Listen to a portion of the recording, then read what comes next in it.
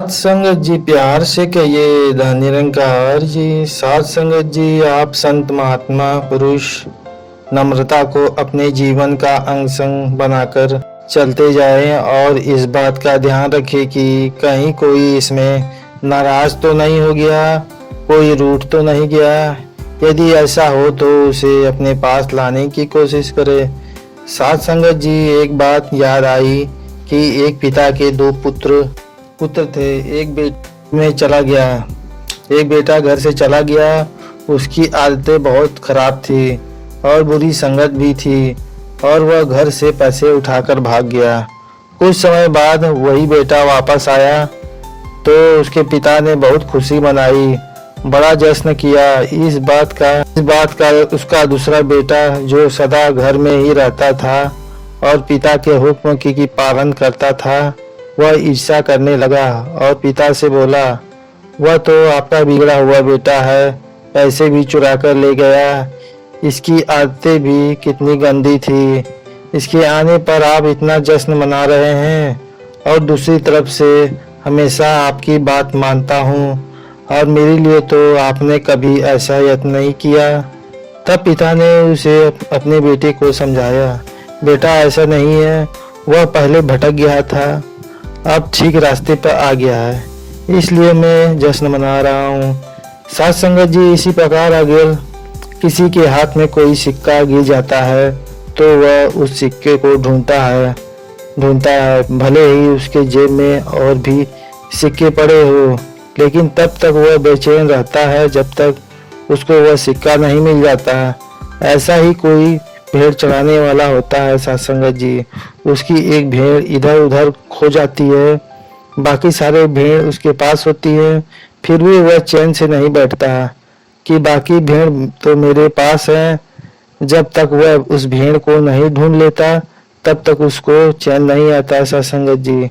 इसी प्रकार संत जनों महापुरुष का यह कर्म होता है कि कोई भी प्राणी जिसने इस मनुष्य जन्म को प्राप्त किया है उसे इस सत्य के लिए जोड़ा जाए साथ संगत, ताकि उसको भी इस सत्य के साथ मिलकर अमर अवस्था प्राप्त हो सके। साथ संगत उसका भी यह आवागमन का चक्कर समाप्त हो सके और उसके मन में प्यार तथा नम्रता का निवास हो जाए।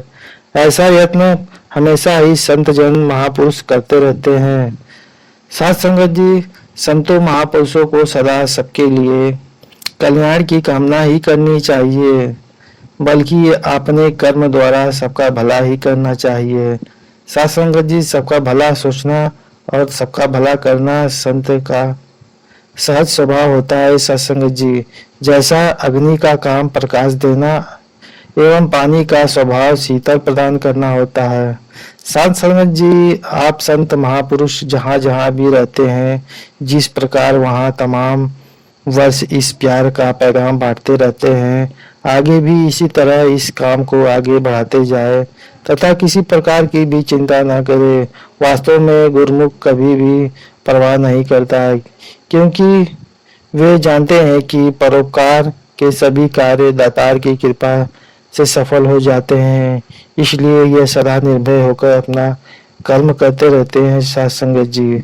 गुरु सिख केवल यह मानकर नहीं बैठ जाते हैं कि बस निरंकार प्रभु की प्राप्ति हो गई, आवागमन का चक्कर खत्म हो गया और अब हमारी आत्मा भटकेगी नहीं साथ संगत जी, बल्कि इस सच्चाई को वे अपने जीवन में असली रूप देते हैं।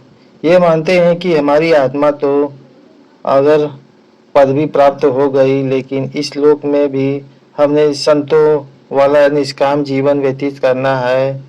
ये जानते हैं कि अगर कोई किसी का बुरा करता है तो सहने वाला व्यक्ति भले ही उसको आशीर्वाद दे, उसके लिए रहमत की कामना करे और उसके प्रति नफरत की भावना न रखे, परंतु साथ संगत जी यह निरंकार प्रभु जो अंगसंग है, यह सब कुछ देखता है और न्याय करता है। अगर इंसान हरि को जानते हुए भी इस हरि का आसान नहीं करता है, अपने आप को इसके साथ जोड़कर नहीं रखता है, इसे पल पल प्रतिपल अंग संग अनुभव करके बुराइयों से नहीं रुकता, तो फिर उसके जीवन में भी उतार आते रहते हैं साथ संगत जी, दुख भी आते रहते हैं।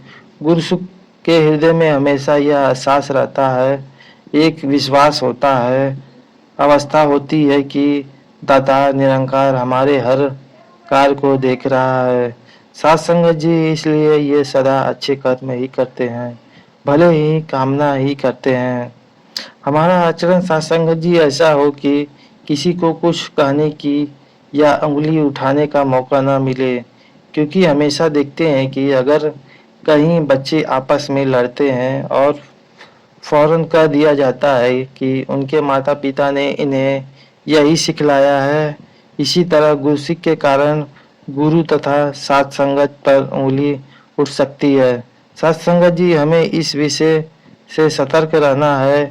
हमें अपने सदगुरु ने सबका आदर करना सिखाया है, सबका भला करना सिखाया है। हमने सदैव यही कामना करना है सत्संग जी, और सत्संग जी इन्हीं वचनों से प्यार और सत्कार से कहना है। धन निरंकार जी।